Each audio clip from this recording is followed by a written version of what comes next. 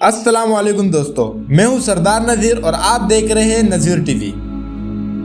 दोस्तों, इस्लामी रिवायात में दज्जाल के फितने को दुनिया का सबसे बड़ा फितना करार दिया गया है, जबकि अहादीस में दज्जाल की आमद, उसकी मुसलमानों से जंग और दज्जाल के कत्ल का जिक्र मिलता है।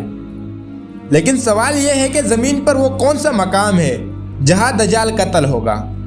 इसके तफसील के साथ साथ हम आपको क़यामत की एक बड़ी निशानी यानी जंग हर्म जदून के बारे में मुकम्मल आगाही फराहम करने की कोशिश करेंगे। लेकिन वीडियो में आगे बढ़ने से कबल आप सब दोस्तों से दरख्वास्त है कि वीडियो को स्किप किए बगैर आखिर तक ज़रूर देखिएगा ताकि आप मुकम्मल मालूमात से मुस्तफ़ीद हो सके। मोअज़्ज़िज़ दोस्तों, इस्लामी कुतुब का मुताला किया जाए तो मालूम होता है कि बाबुल लूत का जिक्र हदीस में दज्जाल के मकाम के कत्ल के तौर पर हुआ है। हज़रत आयशा रज़ियल्लाहु तआला अन्हा फरमाती है कि रसूलुल्लाह सल्लल्लाहु अलैहि वसल्लम मेरे घर तशरीफ़ लाए। जब आप सल्लल्लाहु अलैहि वसल्लम ने देखा तो मैं रो रही थी, तो आप सल्लल्लाहु अलैहि वसल्लम ने पूछा, क्यों रो रही हो? मैंने अर्ज़ किया, या रसूलुल्लाह सल्लल्लाहु अलैहि वसल्लम, आप सल्लल्लाहु अलैहि वसल्लम ने दज्जाल का जिक्र इस तरह फरमाया कि उसके गम में मुझे बेसाख्ता रोना आ गया। आप सल्लल्लाहु अलैहि वसल्लम ने फरमाया, अगर वो निकला और मैं उस वक्त मौजूद हुआ तो तुम्हारी तरफ से मैं उससे निमट लूँगा, और अगर वो मेरे बाद निकला तो फिर ये बात याद रखना कि तुम्हारा परवरदिगार काना नहीं है और वो यानी दज्जाल काना होगा। जब वो निकलेगा तो उसके साथ अस्फहान के यहूद होंगे, यहाँ तक कि जब मदीना आएगा तो वहाँ एक तरफ आकर उतरेगा। उस वक्त मदीना के 7 दरवाजे होंगे और हर दरवाजे पर 2 फरिश्ते निगरान होंगे जो उसे अंदर आने से रोकेंगे। इसके अलावा मदीना में जो बदआमाल आबाद है वो निकल कर खुद उसके पास चले जाएंगे। उसके बाद वो फ़लस्तीन में बाब लुत पर आएगा। हज़रत ईसा अलैहिस्सलाम नज़ूल फरमा चुके होंगे और यहाँ वो उसको कत्ल करेंगे। फिर हज़रत ईसा अलैहिस्सलाम 40 साल तक एक मुनसिफ इमाम की हैसियत से ज़मीन पर जिंदा रहेंगे। नाज़रीन गिरामी, यहाँ अगर इस सवाल का जवाब जानने की कोशिश की जाए कि बाब लुत कहाँ वाक़ई है, उसकी पहचान और अहमियत क्या है, तो बाब लुत का जोग्राफिया जानने के लिए हमें तारीख में जानना होगा।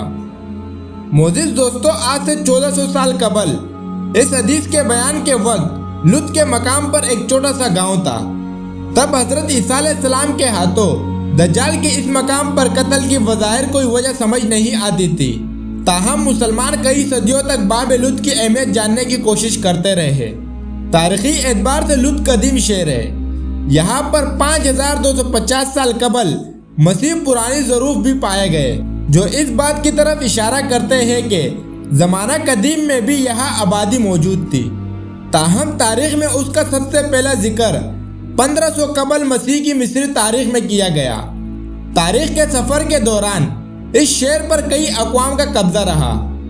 लोगों ने इसको कई नाम दिए। मुख्तलिफ अदवार में ये यहूदियों, ईसाइयों और मुसलमानों की सरगर्मियों का मरकज़ बना रहा। 636 ईस्वी में हज़रत खालिद बिन वलीद रज़ियल्लाहु तआला अन्हु ने जब फ़लस्तीन पर कब्जा किया तो ये शहर भी फतह हुआ और उसका नाम अल-हुद रखा गया। लेकिन सलीबी जंगों के दौरान ये शहर मुसलमानों से छिन गया। इसके अलावा ये शहर बरतानवी राज का भी हिस्सा रहा और इस दौरान उसका नाम तब्दील करके निडर रख लिया गया। ताहम जब 1948 में इसराइलियों ने अरबों को शिकस्त देकर इस शहर को फतह कर लिया तो इस शहर का नाम एक दफ़ा फिर से तब्दील कर दिया गया और इसको इसका पुराना नाम यहूदी नाम लुत दे दिया गया। नाज़रीन गिरामी, मौजूदा दौर में लुत इसराइल के दारुल हुकूमत तल अबीब से 15 किलोमीटर दूर वाक़ई एक शहर है। 2007 के इख्तिताम पर यहाँ की आबादी का अंदाज़ा तकरीबन 67,000 नफूस का था, जिसमें से 80% यहूदी मज़हब से ताल्लुक़ रखने वाले लोग थे। बाकी आबादी अरबों की थी, जिनमें से अक्सरियत मुसलमानों की थी, जबकि कुछ ईसाई भी शामिल थे। लुत शहर की मौजूदा अहमियत यहाँ मौजूद बैनुल-अक़वामी हवाई अड्डे की वजह से है। यह हवाई अड्डा बरतानवी राज के दौरान फ़ौजी परवाज़ों के लिए तामीर किया गया था। दोस्तों, 1948 में इस्राएली हुकूमत के ज़ेर इस्तेमाल आने के बाद से यह हवाई अड्डा कमर्शियल, प्राइवेट और फौजी तीनों की तरफ परवाज़ों के लिए इस्तेमाल होता है। हत्ता कि ट्रेन, बस या कार किसी भी ज़रिए से इस हवाई अड्डे तक पहुंचा जा सकता है। اس ایئرپورٹ کے 4 ٹرمینل ہیں، جن میں سے 3 استعمال میں ہے، جبکہ 14 ٹرمینل 1999 میں تکمیل کے باوجود ابھی تک کھولا نہیں گیا۔ کہا جاتا ہے کہ اسرائیل فلسطین تنازع کے پیش نظر یہاں سیکیورٹی کا بہت زیادہ انتظام کیا گیا ہے اور یہ دنیا کا محفوظ ترین ہوائی اڈوں میں شمار ہوتا ہے۔ لہٰذا آج لوط شہر کی موجودہ صورتحال پر ایک نظر ڈالنے کے بعد 1400 سال پہلے بیان کی گئی حدیث میں بابل لوط کی اہمیت کی وجہ واضح ہوتی ہے، یعنی یہاں موجود بین الاقوامی ہوائی اڈہ حدیث کی وضاحت کے تناظر میں ایک ایسا زاویہ بھی ہو سکتا ہے۔ حضرت عیسیٰ علیہ السلام سے لڑائی کے درمیان دجال پسپا ہو کر کسی ہمدرد مغربی ممالک کی طرف بھاگنے کی کوشش کرے اور اس کے لیے اسی ہوائی اڈے کا رخ کرے، لیکن حضرت عیسیٰ علیہ السلام جو کہ زمین پر فتنہ دجال کا خاتمہ کرنے کے لیے اتارے گئے ہوں گے، اس کو بھاگنے سے پہلے ہی پکڑ لیں گے اور قتل کر دیں گے۔ یوں دنیا سے دجال کا خاتمہ ہو جائے گا اور اسلام کا بول بالا ہوگا۔ دوستو، دجال کا ظہور علامات قیامت میں سے ایک ہے، جبکہ قرب قیامت کی ایک اور بڑی نشانی بھی علماء حضرات نے بیان کی ہے، جسے جنگ حرم جدون کا نام دیا جاتا ہے۔ رسول اللہ صلی اللہ علیہ وآلہ وسلم نے جس طرح دوسرے فتنوں کے بارے میں امت کو آگاہ فرمایا ہے، اسی طرح بعض جنگوں کے بارے میں بھی پیشگوئیاں فرمائی ہے۔ یہ بات تو واضح ہے کہ امت محمدیہ کا سب سے پہلا جہاد سرور عالم حضرت محمد صلی اللہ علیہ وآلہ وسلم کی قیادت میں مشرکین مکہ کے خلاف میدان بدر میں لڑا گیا، اور سب سے آخری جہاد سیدنا حضرت عیسیٰ علیہ السلام کی قیادت میں یہودیوں کے خلاف سرزمین فلسطین میں لڑا جائے گا۔ معرکہ بدر سے لے کر قتل دجال تک رسول اللہ صلی اللہ علیہ وآلہ وسلم نے 4 اہم فتوحات کی پیشگوئی فرمائی ہے۔ دوستو، آپ صلی اللہ علیہ وآلہ وسلم کا ارشاد مبارک ہے کہ تم لوگ جزیرۃ العرب کے لوگوں سے جہاد کرو گے، اللہ تعالیٰ تمہارے ہاتھوں اسے فتح کر دے گا۔ پھر تم اہل فارس کے خلاف جہاد کرو گے، اللہ تعالیٰ اسے بھی فتح کر لے گا۔ پھر تم اہل روم کے خلاف جہاد کرو گے، اللہ اسے بھی فتح کر دے گا۔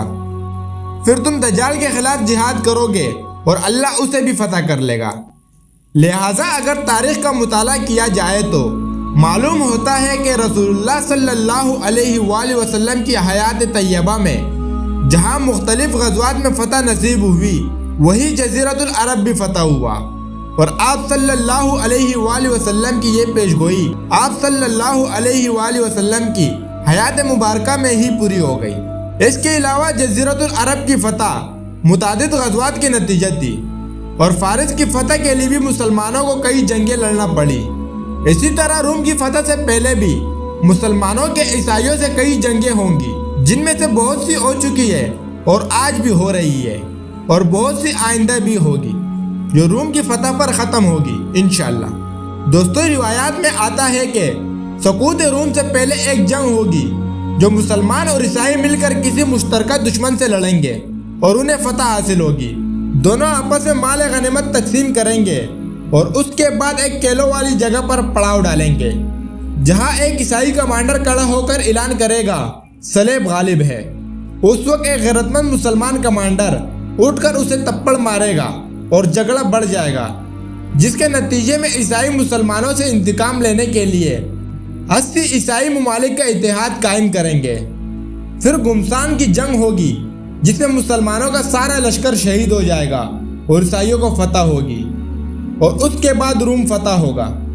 معرکہ روم وہ آخری جنگ عظیم ہے جس کے بعد قیامت کی بڑی علامت یعنی علامات کبریٰ کا سفر شروع ہو جائے گا، اور اسے ہرما جدول کی جنگ کہا جاتا ہے۔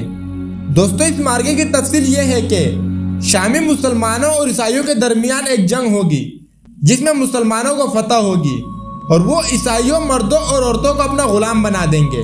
لشکر شامی مسلمانوں سے انتقام لینے کے لیے شام پر حملہ ہوگا۔ شام کے شہر حلب کے قریب عماد یا دابت کا مقام میدان جنگ بنے گا۔ جنگ سے پہلے مدینہ منورہ سے مسلمانوں کا ایک لشکر شام میں مسلمانوں کی مدد کے لیے آئے گا، تو عیسائی کمانڈر مدنی لشکر کمانڈر سے کہے گا کہ تم شامی لشکر سے الگ رہو، انہوں نے ہماری عورتوں اور مردوں کو غلام بنایا ہے، لہذا ہم صرف انہی سے لڑنا چاہتے ہیں۔ مدنی لشکر کا کمانڈر کہے گا کہ واللہ ہم اپنے مسلمان بھائیوں کو اکیلا کبھی نہیں چھوڑیں گے۔ चुनांचे मुसलमानों और ईसाइयों के दरमियान घुमसान की जंग होगी। मुसलमानों का 1/3 लश्कर इस जंग में शहीद होगा, जो अल्लाह ताला के यहाँ बेहतरीन शहादत का दर्जा पाएंगे। 1/3 लश्कर मैदान जंग छोड़कर भाग जाएगा और अल्लाह ताला उनकी मग़फ़िरत कबूल नहीं फरमाएगा।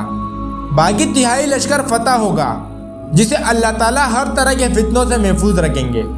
दोस्तों, शाम में ईसाइयों को शिकस्त से फाश देने के बाद मुसलमान ईसाइयों की रूहानी मरकज रूम पर चढ़ाई करेंगे। बरी और बेरी दोनों महादों पर जंग होगी। इस जंग में 70,000 मुसलमान शरीक होंगे। इस्तांबुल के मकाम पर इस्लाम और ईसाइयत का ये आखिरी मार्का नुसरत इलाही का अजीम शाकार होगा।